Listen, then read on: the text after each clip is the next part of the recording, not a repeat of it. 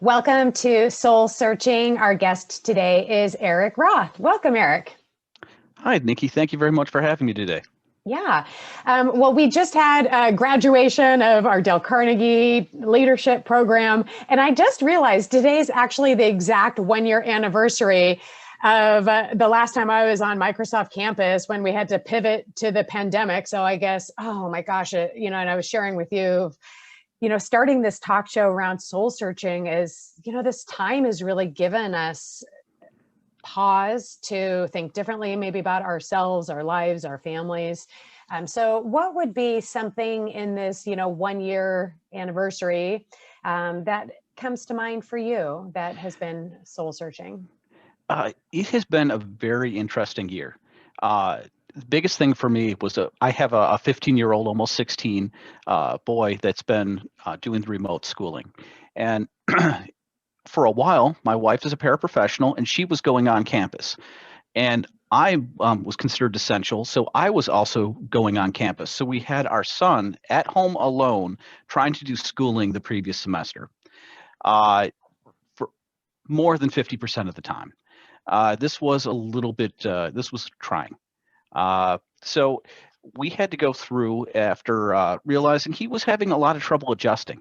Uh, there's definitely some depression. I mean, when you have a kid and you realize they've gone 2, 3 weeks without turning on the Xbox, uh, and that's the main way that they're communicating with their friends, that's a big issue. So between trying to deal with longer meeting times, switching everything to remote, everything just takes longer.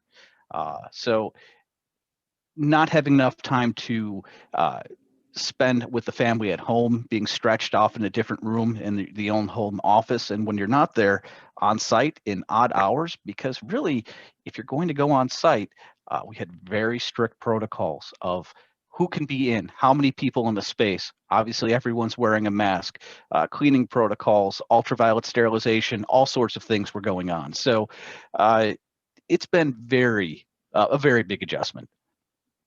Yeah. And I have a 14-year-old and a 16-year-old, two boys also. So like being, gosh, right in that age, it's funny just hearing you say that because I feel like, oh, sometimes I can take for granted that mine are on Xbox too much. And like, that's another kind of a problem is like excessive screen time and, that he kind of is going crazy and so loud with his friends. And now just also saying, okay, maybe that's actually a good thing. And to not feel that parent guilt that he is on is, like you said, to realize that is how to communicate and have fun and play with your friends. And so thank you for helping me to see that differently. And, maybe our listeners too, it's like, okay, well, there's pros and cons of each. You shared an amazing story of pivoting a parenting style. Okay. I'll call it Jedi parenting. I just was like, that's like, I really wanted you to come on and share that. I am so passionate, obviously, about the how to win family and influence kids principles. And yours is like the updated version too for remote learning and in the pandemic. So if you could share that great story, it'd be amazing. Uh, I just want to start out that my son had a rough first semester. We there were too many late assignments. We weren't able to pay enough attention to it. He really kicked it into high gear towards the last few weeks, month of the previous semester. We started doing a reward system with him, and we were pretty sure he was keeping up with everything. So last Wednesday, we got an email from his math teacher saying, I haven't seen any work turned in. Now, we've been keeping up with my son, and I know he's been keeping his OneNote up to date. And this email came in when I was downstairs, and I'm like, well, I better go upstairs and address this. By the time I got to the top of the stairs, my wife was already going, Cameron, what's going on in your math class? And I just asked my wife nicely, can you please just let me handle this one right now? I think that we have to go about this a different way. I know my son has been commenting that he feels overwhelmed, and if we just come at him too hard, this is not going to go well. He came out of his room, and I asked, okay, I know you've been kicking it into high gear. You've done great getting things turned in, but we got the email from your teacher saying that he hasn't seen anything. What do you think's going on? Why do you think he's not seeing anything? And right away, my son said, well, I know I've had trouble syncing some of my OneNote. Great. Um, it's Wednesday, asynchronous learning. You think maybe you could send your teacher an email today? They're waiting for these responses. He's like, well, yeah, I could do that. And I said, one other thing, just to give it credibility, would you mind taking a screenshot of your OneNote, just so he could really see what's going on there? Uh, my son was completely agreeable, took care of it right away. So it's one of the things where I was able to get him from being overwhelmed. And, my wife was also very happy with how it went that time. That's amazing. For a couple of reasons, I really respect how you were trying a different approach, first of all, and also to, kind of, how do you have that communication, with your wife too, is to say, hey, can we try something different? Can we pivot a different way? And it's so natural as parents to want to get defensive or be like, I'm an attack and help them. And obviously that's good intentions. And also just the sensitivity you show to go, okay, just asking some of those questions was such a key.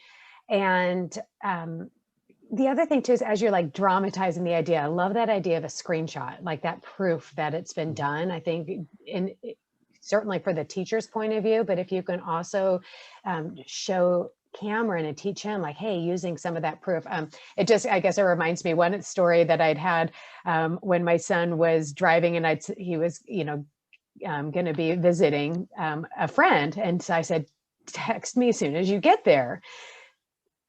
He was, he hadn't checked in, and I was about to get mad and about to why are you, this is your first time of freedom. Anyway, and he sent a screenshot of where the text didn't go through. So sent me a screenshot and said, Mom, the Wi-Fi is no good. I tried checking in, and immediately I just diffused myself, because then I went from thinking he's being irresponsible and thoughtless and whatnot to he's trying. So I hope that pays off. But that idea of screenshots or proof or something, just getting into that pattern, it's proof of our good intentions and our kids' good intentions. So just kind of, it's one more pathway to connect with them. So I love hearing how you're modeling that, and that really teaching him to do that as well. It's awesome. And I guess, just also if there's any other advice that you were give or some insight that you have, either as for parents or even just as a leader at work for getting through this time, and some insight that you've discovered about yourself from this difficult year. I really think it's the awareness of mental health during all of this. I mentioned my son had a rough semester last semester, and we're pretty well sure he's battling some depression. So there's some counseling going on, and it honestly, and we know it really affected him. He's had some pretty drastic weight loss for a kid that's not in a gym class right now. We're very well aware of that. So we also had issues with losing family members and not being able to grieve properly. And that's weighed on my spouse's mind quite a bit. So much so where I think we missed the initial signs of depression in our son. So really, we need to be very aware of mental health during this time. And I work for a wonderful company. We have great resources available to deal with that. And so we're taking advantage of that. Just like to let everybody know that I know that sometimes there's a stigma about that. Pay attention and take advantage of the resources that are available.